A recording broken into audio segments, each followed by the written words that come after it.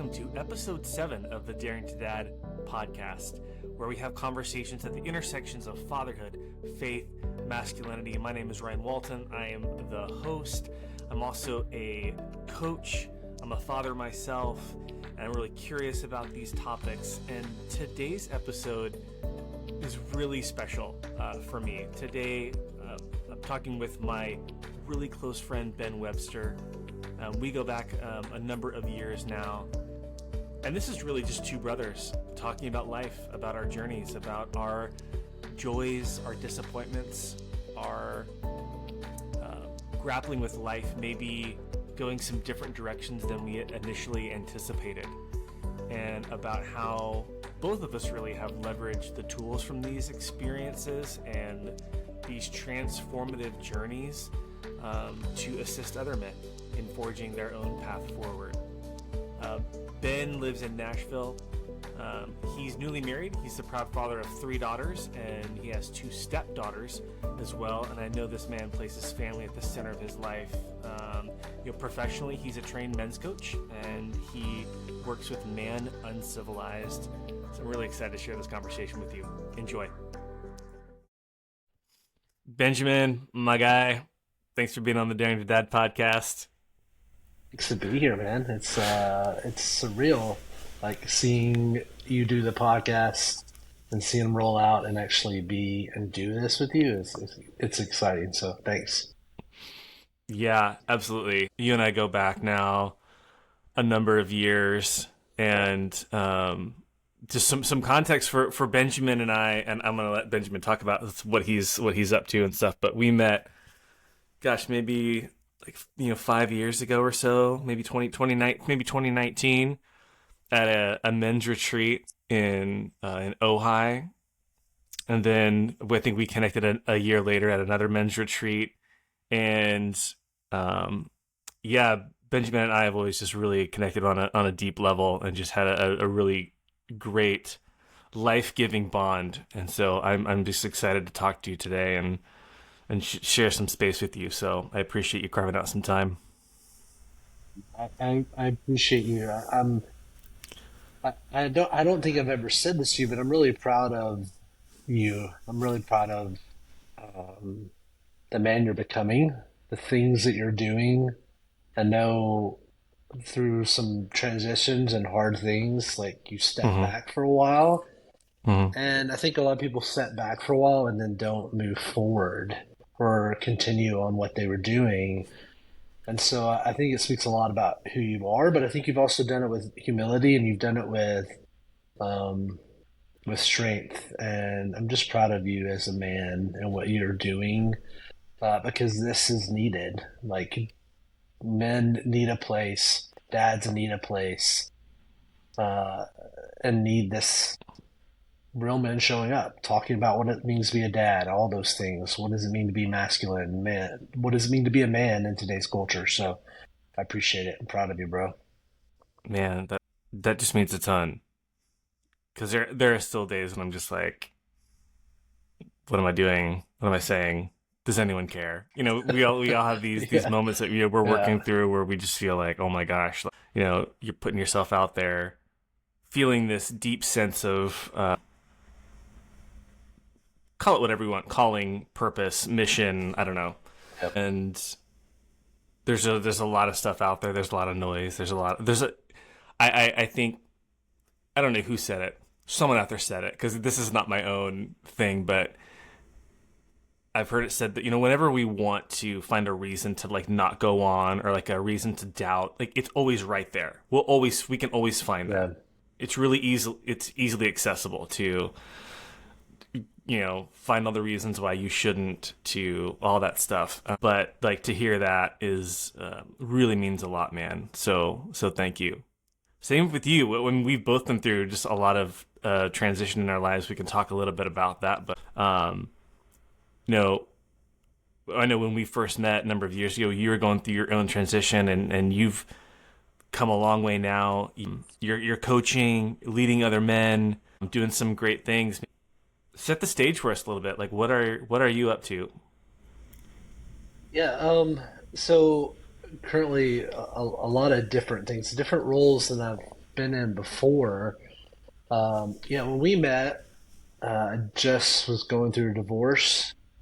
I was rethinking um, the faith and the culture that I grew up in and kind of deconstructing from that or kind of reconstructing, whatever you want to say, Mm-hmm. figuring that out. And now, 5 years later, using everything that I kind of learned and still learning and still stumbling forward, as I like to say, well, what does it mean to show up as a man in today's culture? What does that mean? Or what does masculinity mean?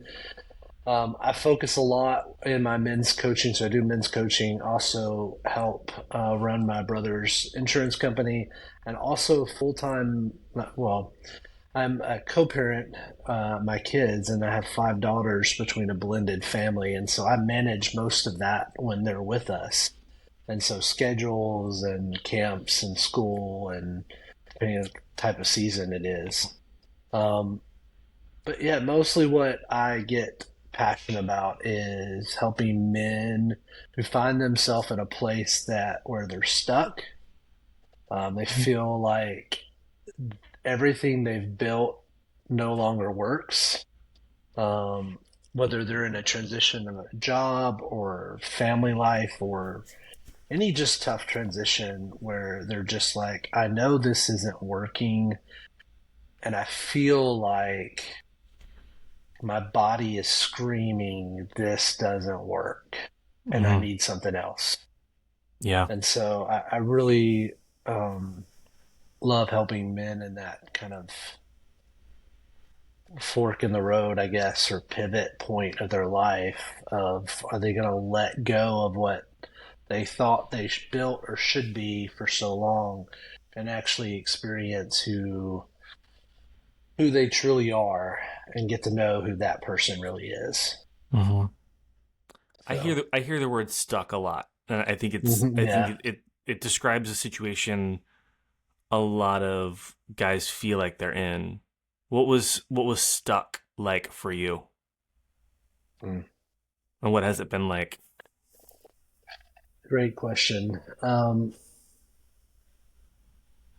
I would describe stuck for me felt like the things I was doing over and over, or things that I felt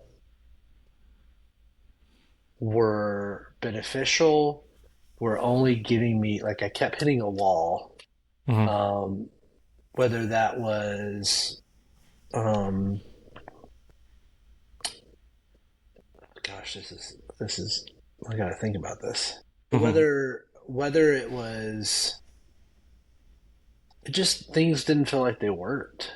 Like the Mm-hmm. tools, I'll say this: the tools that I had, the stories that I was using to live life, kept me in this felt like the same place over and over.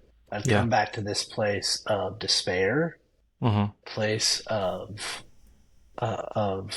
sadness. Now, Mm-hmm. back then I could not describe that. I would not have the words to say that or Mm-hmm. understand that's what I was feeling.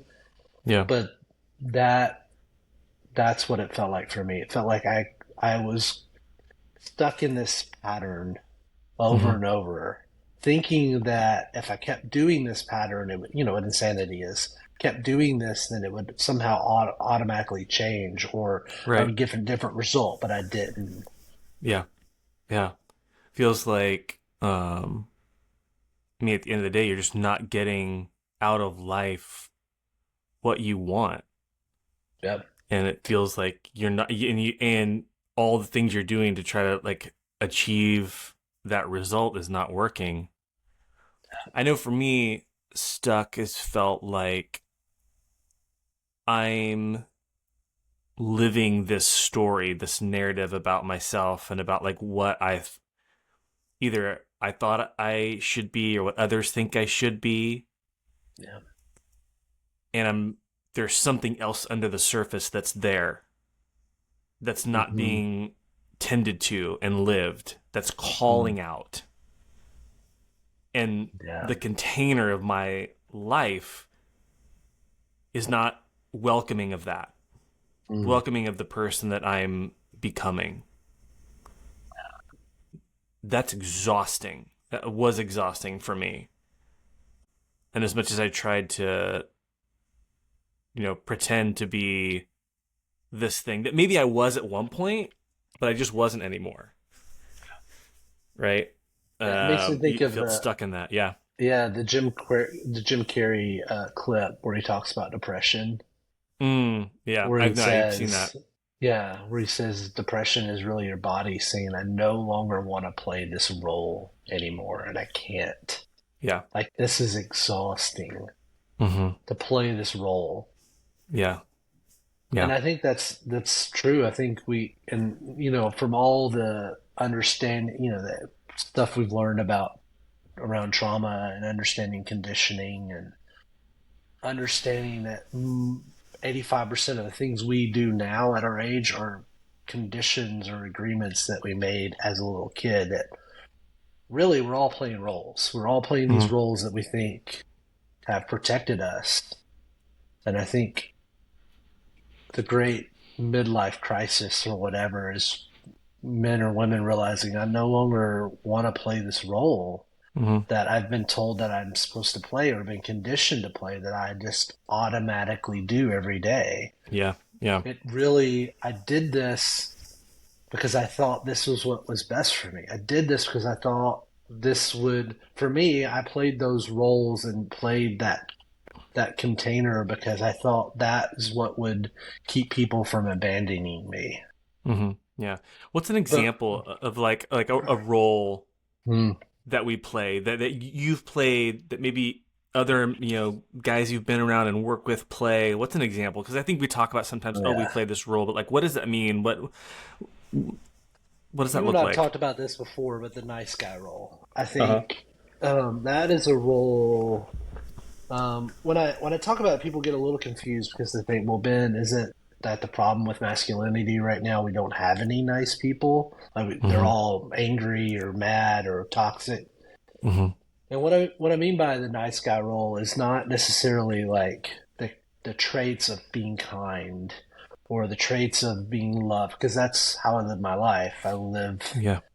a life of expansion, about a life of love, kindness, empathy, all those things. But the role of a nice guy is was a role that I learned probably around, I would say 8 or 9, growing up in a Christian faith, growing up in a church, Mm-hmm. um, with a dad that was somewhat distant and a mom and dad who cared about appearance, especially around the Christian culture. Mm-hmm. Being the nice kid, playing the nice role was the way to get what you want. Like, if you act out, if you are show traits of misbehavior or whatever, you won't get anything. But if you're Mm-hmm. nice, then you will. And so I took on this. Well, if I'm going to be accepted by my parents or accepted in this Christian culture or whatever, then being nice is the way to do it. I had a brother who kind of was 4 years older than me. He was kind of the wild one, so I played the role of the nice guy. So Mm-hmm. I got more attention from my parents. I got more attention from people, and I really didn't fit in the sports world or any of those roles with friends, and so around that time, I got kind of connected into the church, and again, playing that role of I know what it is to be nice, to be good, and these are the steps to do that. And Mm-hmm. so that role, but that role played out in different ways. It became very manipulative for me, if I was honest. I used the nice Mm-hmm. role to feel like, well, I'm not really getting out of this relationship what I want. So maybe if I'm more nice, if I use this nice thing, if I'm really nice and very loving to them, then they'll come around. Mm-hmm. So Yeah. not directly asking, just kind of indirectly doing it. But then Yeah. also at the same time, all these other things that were coming up in me that were true about me, I learned to kind of suppress and push down because they didn't fit into that role of nice guy. Like what's an Um, example of something that you sacrifice for the sake of um, being the nice guy? anger, like learning how to Mm-hmm. use Mm-hmm. anger, aggressiveness in a healthy way. Mm-hmm. Because anger is a good, it can be used very helpful. It can be very helpful. It can be a very helpful sign for you. Aggression to Mm-hmm. attack a task or to do something can be very Mm-hmm. helpful. And so my relationship with anger got very suppressed, and so it would come out in Mm-hmm. resentful. I'd be very resentful in relationships, Mm-hmm. friends or partners, because I'm playing this role of being nice, and I'm not being angry, and I'm not getting, and I'm just being quiet when you talk, and I'm listening to you. But why are you not? You're not doing that for me, and I just become resentful, which made me escape more, which led to my divorce, which made me hide more, which led me into coping mechanisms that I attached to that became compulsive and very made me just reactive instead of actually responding with healthy anger, responding in healthy ways, Mm-hmm. um, Yeah. asking for what I really wanted in a direct Mm-hmm. way. Yeah. Um, but the Mm-hmm. role, I couldn't do that. Like the role didn't allow those things to come up, so they became very unhealthy, and I abandoned parts of me. I mean, we can talk about Inside Out too. Is the best. I don't know if you've seen that movie. Yeah. It's incredible, but Yeah. It's so it's a good. It's beautiful picture of what we try to do. mm-hmm. You Yeah. know, um, Yeah. and how those can be really messy when we do that. Yeah. And that's a great share about just this nice guy and that narrative. For me, one of the roles that I played was this idea that it was my job to like make people around me feel good, Mm, yeah. right? That I learned when I was young that I could make adults like laugh or be entertained. I remember as a Mm, small kid like performing in my living room for like my parents and their like adult friends and like making them yeah. laugh. I'm like, this is something. My gosh, I'm getting attention for this. I think about how for so long I spent time like on stage in church. I got thrown up on stage really young, and I could play and I could sing. But more than play and sing, I knew how to like work the room, Yeah. and Yeah. I got love for that. I got so Yeah. much love for that, and so I felt like it was my job to make people feel good, feel connected, Hmm. may help people like believe in God, and so my job is always to make people happy, and part of making people happy, and part of the show is me and their belief in like me and who I am. So I have to Mm. maintain this persona. I have to maintain this perception. And if people knew what was like maybe really going on or my real thoughts or like my struggles and things that the show could not go on. Right. Yeah. Because then they wouldn't be okay. Then they would not be okay and they wouldn't be happy. And it's Yeah. my job to keep them and make them happy. Yeah. It runs so deep, my dude. Yeah. And I feel. and so I feel it. Yeah. Yeah. yeah, and so and then layer over like this kind of spiritual pressure of like, oh my gosh, well, like it's up to me for all these people to believe in God, because if they don't believe in God, they're gonna like go to hell for eternity, and like there's Yeah. pressure, especially as a young person, and how that led out to later like adult life. And so the role I was playing and who I really was began to just divide further and further and further, and I just felt like I was just getting pulled, like both just being stretched until I was about to just snap in half, you know. And I think a lot of guys Mm. get to that, we get to that point, right? We just see, we how long can we take it, how long can we take it before it eventually just snaps, right? And what's the thing that's going to come in that's really going to be that, you know uh I think at some point we all just get sick of our own bullshit, and that part of our lives that's just no longer like working, that has to die. And that can be really painful, right? I mean, that can be really hard to let go of. Yeah, well, I mean, this role has become your best friend in a lot of ways. It's Mm-hmm. become your place of comfort. Like even the heartache, the hard stuff, the results that you don't like, you at Mm-hmm. least know how to operate in them. Mm-hmm. Like the despair I would feel every time when I would escape, like I'd feel resentful. And because I felt resentful, I felt it was okay for me to escape into pornography or what, my own fantasy world.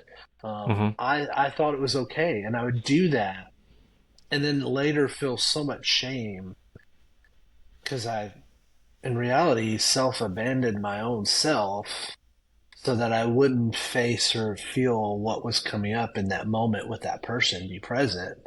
Mm-hmm. And I would Yeah. just have so much shame. And you know how that cycle just repeats itself. But I Mm-hmm. knew in some reality, I knew how to control that. So I stayed there. It was, so the death Yeah. process, I think, I feel is like this ongoing process because it is, I mean, it sounds easy. It like just die and let go of things, but like there are so many layers to it. There's so many complexities to it. Like Mm-hmm.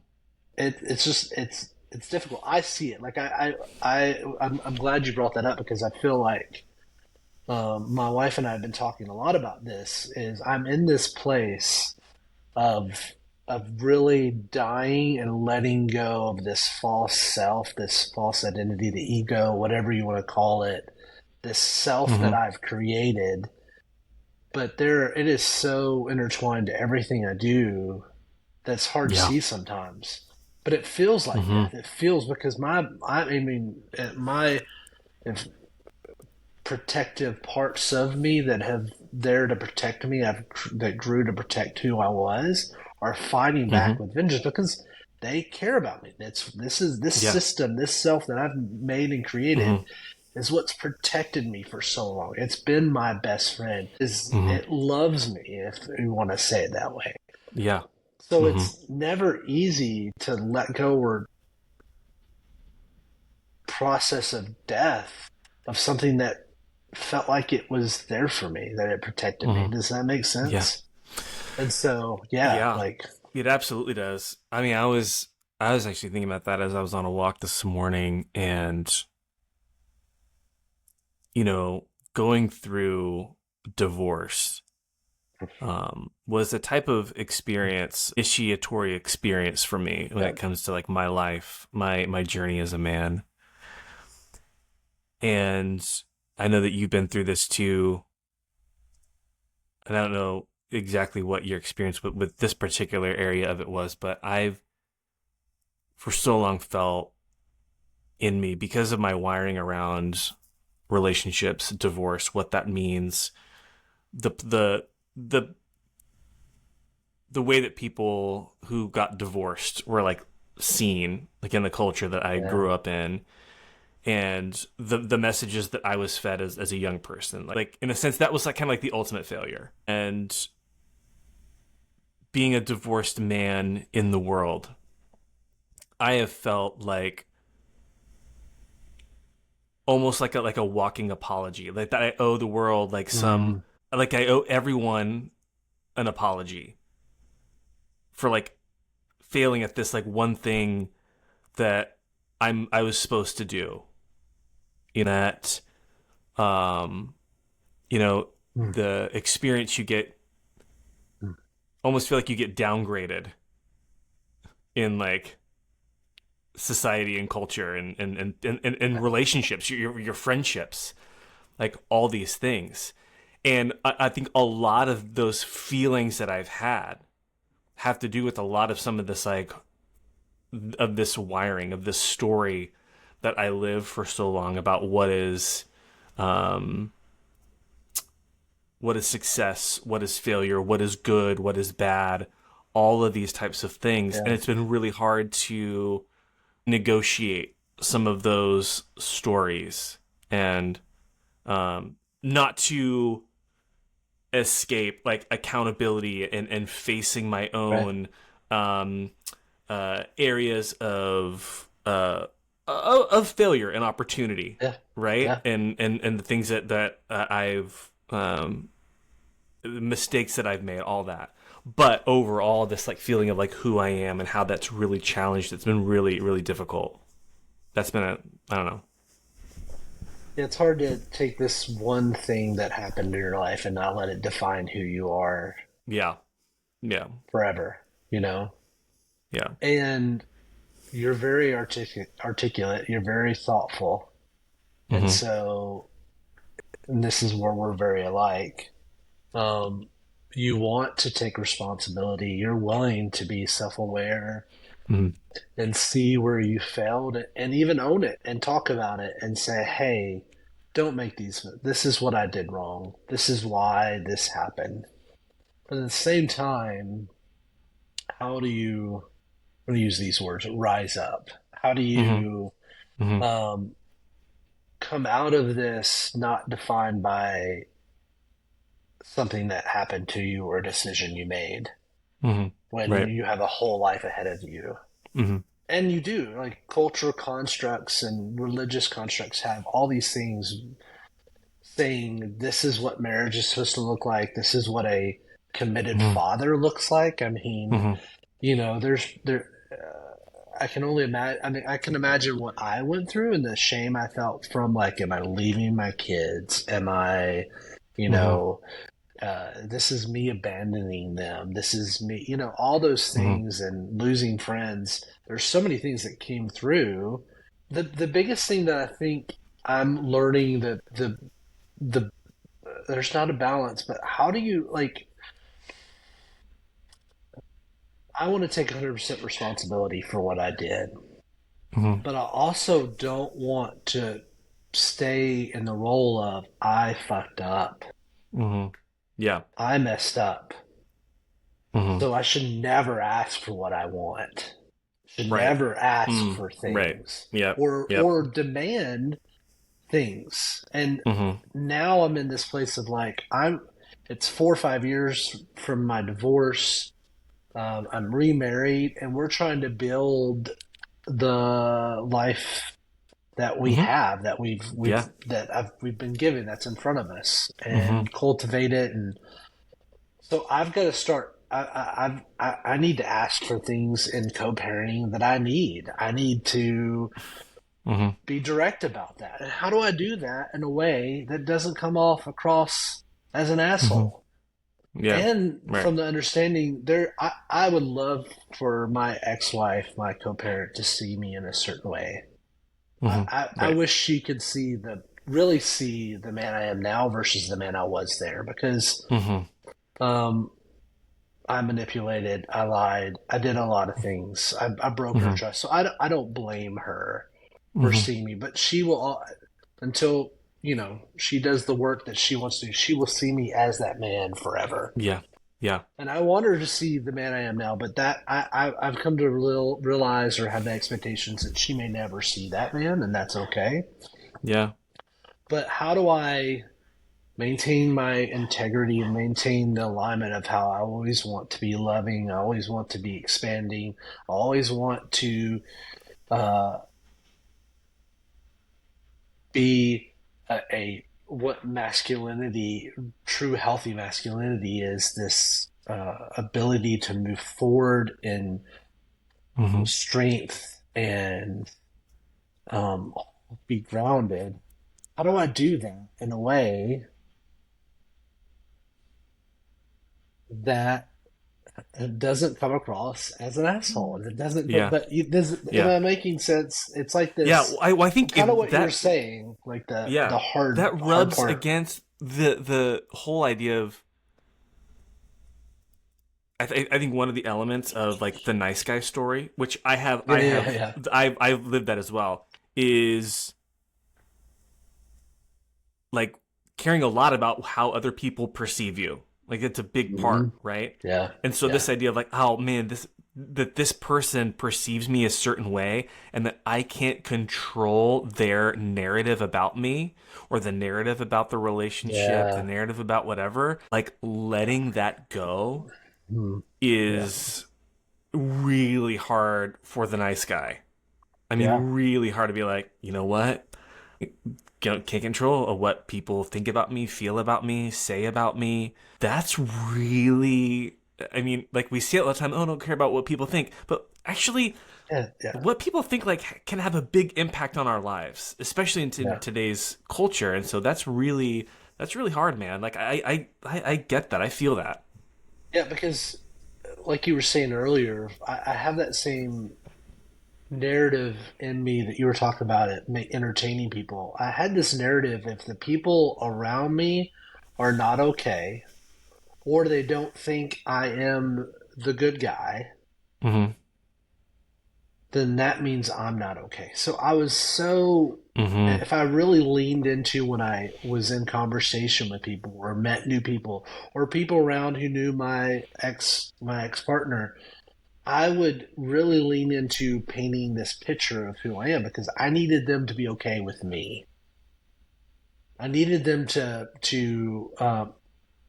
think I was this good guy. Mm-hmm. Because if I didn't, Yeah. then I would be exposed. Then I would be seen. Then I would be, and so I really had to break that role.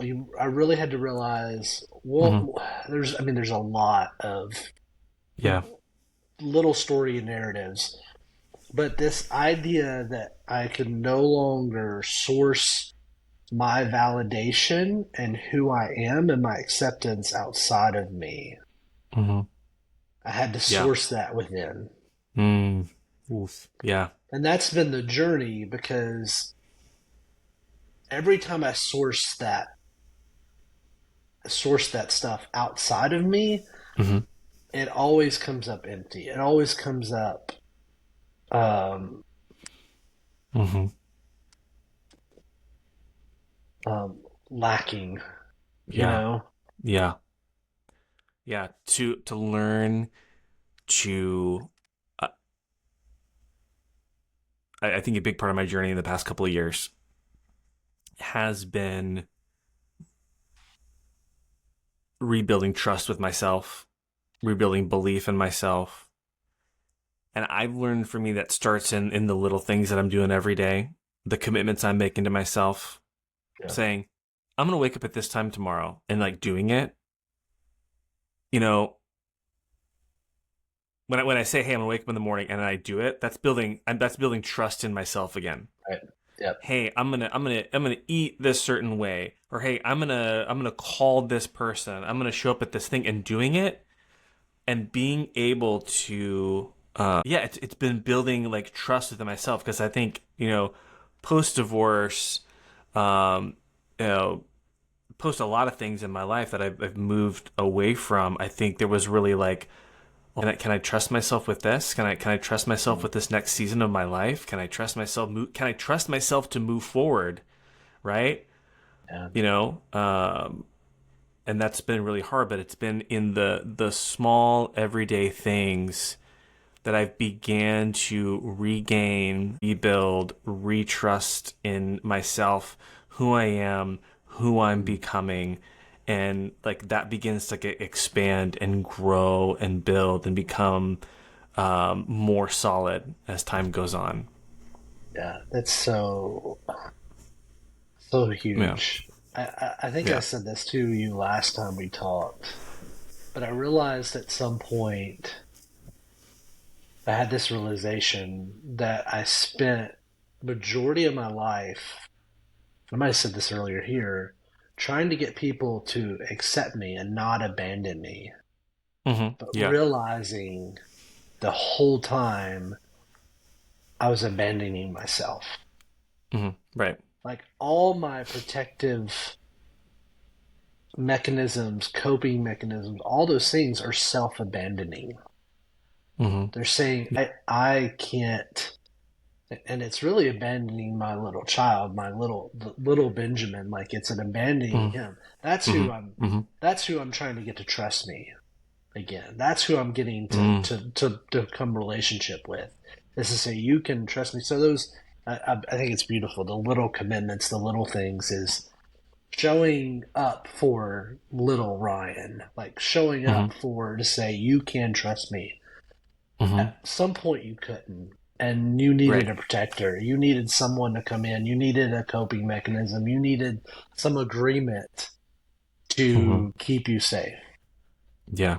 But no longer, you don't need those things anymore. And we're going to make the process, and I'm going to make a commitment to you to build that trust back, to Mm-hmm. say that I have what it's because you have that bullshit meter in Mm-hmm. you. Like Yeah. that when you're doing something, you feel aligned, it doesn't feel right. The little kid's like, bullshit. What's that video? Bullshit. The Yeah. little kid is like, bullshit. That's what your Yeah. little kid is Yeah. doing inside. Yeah. Like, okay, I've Mm-hmm. heard this before. I've done this Yeah. before. Mm-hmm. But this is bullshit. Like, it's not Yeah. true.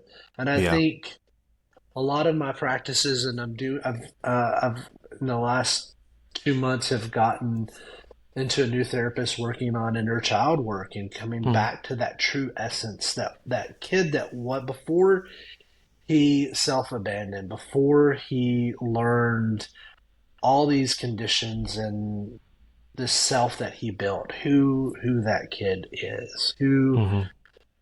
that kid before he was tarnished and abandoned and told he needed to be somebody different. Mm-hmm. Who is that kid? And that's been a lot of the work I've been doing lately, is coming back to that, visualizing that, imagining having a relationship with that person, which is eternally helping me with my relationship with my kids.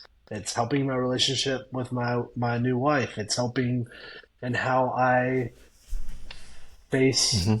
and talk to other men. Like Yeah. it's allowed me to really Mm-hmm. dig deep, Yeah. listen, and find a voice. Yeah. I want to talk about you mentioned connecting kind of with other men. I want to talk Yeah, about this because you and I met through like men's communities and in these like retreat environments. I know you do some of this work. You host like retreats and things like that, and you facilitate men's groups. What role has that played for you? And maybe on a more personal level, like what has it been like for you to step into these environments with other men and to like get really vulnerable, real, share some of your story in life? What's that been like? yeah. I would say it's been life changing. It's allowed Mhm. me to experience men in a different way than I've been taught men are, if Mhm. that makes sense. Like Mhm. I have not always felt safe around other men. Mhm. I haven't always felt like it is safe to be me. It is safe for me to have emotions or to feel sad or feel like I don't know what I'm doing. And so to show up in these groups where other men who, when you walk into a group of men, you're already sizing them up. You're already like, how I operate. I've learned to be very like organized and thinking. And so I try to size people up. Sadly, that's what I mean. Mhm. As Yeah. I've Yeah. leaned in It and makes been sense. Yeah. self-aware, it's what I Yeah. do.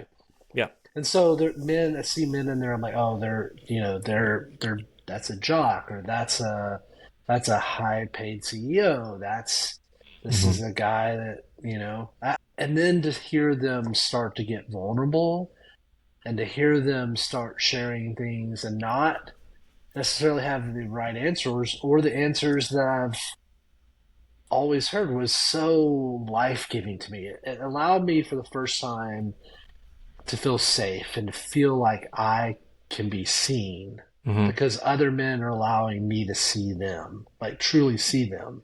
Yeah. And so, I mean, going to when I met first you in California, it was like right after the divorce. Mhm. Being in that group of men, um, I came in not loving myself at all. But I met someone like you who grew up in the church, who grew up in ministry like I was, who was involved in leading people, Mm-hmm. um, and you were just honest, and you were real, and you were. I saw you and thought, man, this is a well put together man. Mm. He probably is leading this, like he probably has his life together, you know. Not that you don't ever live together, but to hear your Yeah, no, I vulnerability, agree. to hear it's Yeah. like this Uh-huh. is Yeah. I can breathe a little bit deeper. So I think the power of men's group, power of group, because I see Mm-hmm. the crisis now. Even just getting my beard trim the other day, and the person who's doing it was telling me about her husband. Her she's a widow now, committed suicide 2 years ago, Mm-hmm. and Yeah. her and his best friend would tell him all the time, "You need to get help. You need to get help." But his Mm-hmm. dad, she's like, his dad just told him all that stuff is horseshit. Like, Mm-hmm. you don't go to therapy. You don't do that. Mm-hmm. Being in Yeah. that environment allowed me to see that there was a different way, that I didn't have to hold all this together. I didn't have to feel like I had my shit together. I could Mm-hmm. be angry and feel my full expression of anger and Yeah. it be okay and not Mm-hmm. judged for. Yeah. And a lot of Mm-hmm. men don't have that. That's Right. the suicide rates are so high because they don't think there's a way out. Mm-hmm. They don't think Yeah. there's um I mean that feels like a way out for them. That feels Yeah. like a way away from the person they're trying to escape, which is themselves Yeah. or the Yeah. person they created, the role Mm-hmm. they played. They no longer want to play that role anymore. Yeah. And the only way they think, and again, I'm not an expert on this, so I don't want to speak Sure. to knowledge of this, but it feels like they don't they've never experienced what we experience in men's circles, Mm-hmm. Yeah. and they're not going to find that out in our culture today. Yeah. Yeah. Those places are really powerful, and I found them helpful for me because, and I'll admit this, and maybe this might be surprising for people who like kind of follow me and know me and that kind of stuff, but I struggle connecting to like men in the wild, like in the Yeah, everyday. yeah, yeah. Oh yeah. Um, and I think that's something I'm still trying to figure out, honestly. As to like, what's, I tend to, I don't like, and I'm not really good at like a lot of the guy small talk stuff. Yeah, yeah. Me You too. know what I Yeah, mean? Like there's like yeah, the man small talk about like whatever, like because like I love sports. I can talk sports. Like like I don't like talk like a lot of cars. I don't golf. Like there's like yeah. there's these like handful of topics that like guys create small talk about, and I've never been like super good at that. I actually I like to talk about like real shit. I mean, I like to see like what's going on. And I don't know if that's like awkward for just like guys you run into like around the neighborhood or at, at the little league field or whatever. And I've always felt like it's struggle. It's a lot easier for me to like connect with more women, feminine types. Like that's just it's easier for me. It's always been. Yeah, yeah, And same.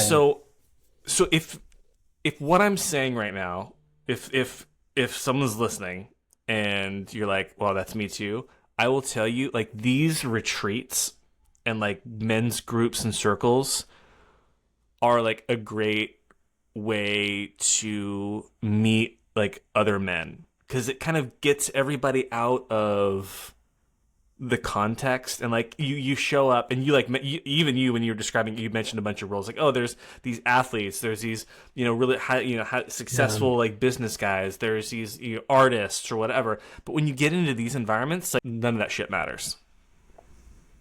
Nope, None of it matters. nope. You're all there and you're just like human beings connecting. And so I think if someone's listening to this and in this conversation, like, man, I want to connect with other guys and have the conversation that you and I are having, it can start at some of these places. And I know there's a lot of different ones out there. Hit me up, hit Benjamin up if you're looking for that type of space, because I think it can be really powerful today.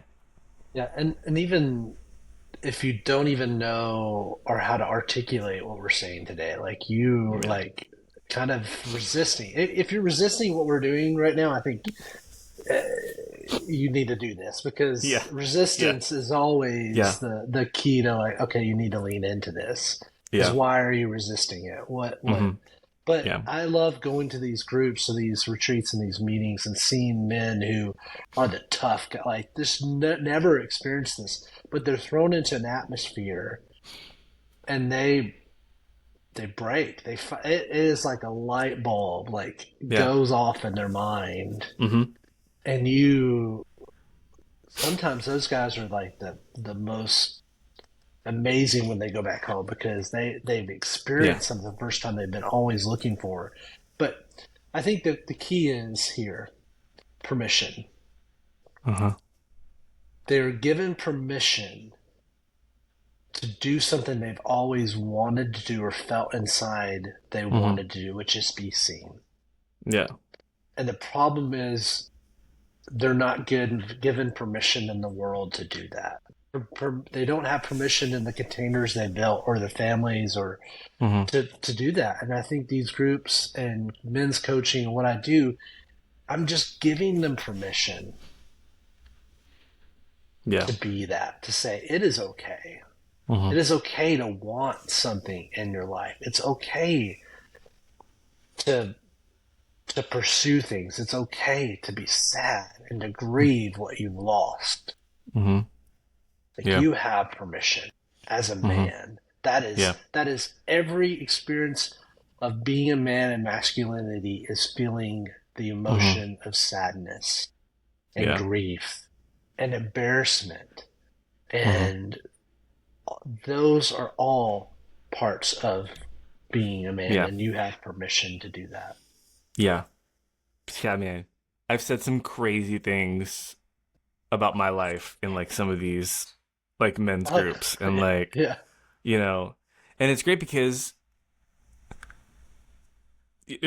I think we're scared of vulnerability. Someone recently I heard describe vulnerability as when you share something, very personal that someone could weaponize and use against Oh, you. yeah. Yep. And I think that's hard with guys in like kind of in everyday life. Like I think I think women might be a bit more skillful at these types of things, at like running into each other Yeah. on the street and sharing something deeper. Like guys, I think we sometimes need these environments, often Yeah. to do that, but I'm with you, man. I love when like just everyday guys, and that's who I love working with. Like I'm like, my clientele is like kind of working class, like millennial, like dads who are like trying to navigate this new world. And I just absolutely love it when like a guy just opens up. I think there's fewer beautiful things in the world to see a man like really tap into himself and share and come out of the shell. It's incredible. Well, I feel like it's this power of when a man shares and he's vulnerable. In some ways, it it separates this line that we are separate, Hmm. that we are different. Like I think Hmm. there's this line like no man understands what I'm going through. No Hmm. one feels the pain that I feel. But when Yeah. another man shares in a group or shares in coaching or whatever, I see myself in that man. I Yeah. see myself and I see like, oh shit, I'm not alone in this. Hmm. Like I'm Yeah. not as fucked up as I think or Yeah. crazy as I think. Like he gets it. And I think that's what we've always shared, it's like like every time I hear your story or hear like today, I'm like smiling and nodding my head, like, Yeah. yes, I get it, because we are not different, we are not separate, Yeah. Yeah. we are connected in so many ways. It's not even funny, and the power of that is profound. Yeah. I think also there's something about like going to a men's retreat to like learn some of the skills, and I'll even maybe say like rules around like Yeah, male vulnerability. It's almost like, I don't know if you ever like run into a guy before that maybe like you've never met, or you just meet it and you're like, this guy's been to like some retreats. yeah, Like, yeah, yeah, you know what I mean? yeah, yeah, Like, yeah, this guy's got the vibe, or the opposite's true. Like, yeah, this guy is like really never like shared before. You know what I mean? Like yeah, you yeah, you yeah, guys you so do. feel like, hey, go to one of these things, and I guarantee you it will like transform sometimes the way that you begin to see like other guys and you interact with them on a regular basis. It can really be helpful. Yeah, I tell them all the times, once you get through the stage where we all take our clothes off and we hold each other, you're fine. You know? So true. Uh, And that's I want a hilarious. disclaimer that does not happen. I mean, there might Yeah. be some Yeah. men groups that do that, but that does not happen. But that's what men There's think, though. I yeah. mean, they think there's Yeah. like, am I going to? Because it probably feels that way, Yeah. and for It most can men, feel it it's can probably be intimidating when they look at yeah, the stuff and they see things yeah, online, and not every retreat is like, you're not gonna have to like fight other guys. yeah, You're not gonna have to like, smear mud on your genitals. yeah, All that kind of stuff. There's a lot of different like. Now, some people might be into that, and like that's yeah, great. There's all different types of what we call like modalities, so like different right, practices and different like I'll say it, men's retreats and groups exist on a spectrum. yeah, So exactly. find places that feel right for you. Yeah. I mean, you've got the gamut, Sacred Sons to Man Talks or Everyman or Man Yeah, Uncivilized, or I mean, there's so many different yeah, types that you yeah, can find one that really, especially maybe for hmm the season that you're in as a man, that you need to go to the next level.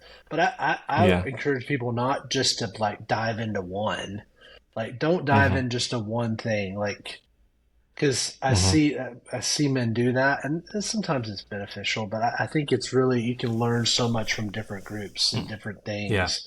That's really helpful. So At the end of the day, though, I think it's really important for guys to like step out of just observing life through either doom yeah, scrolling or whatever, and like step into relationships, step into connection, step into being seen.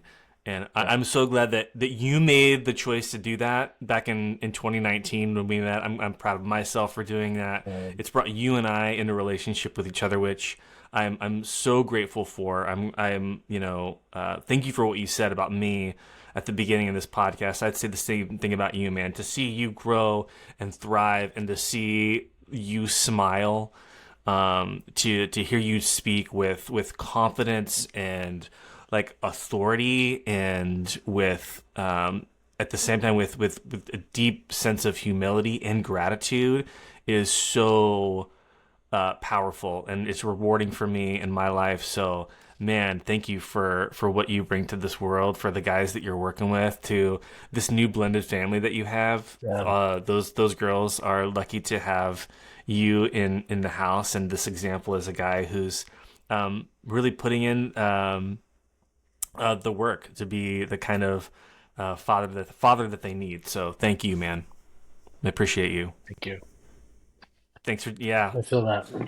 Yeah, man. And thanks for spending some time with me today on the podcast. I really appreciate it. Yeah, thank you for We'll have having you me, back man. sometime. All right, buddy. Thanks, Ron. You're welcome. Thanks. Talk soon. All right. Hey, thanks so much for watching, for listening. If you enjoyed it, one way you can support my work is by subscribing, by sharing, all of those things. Thanks so much. I'm incredibly grateful for your support.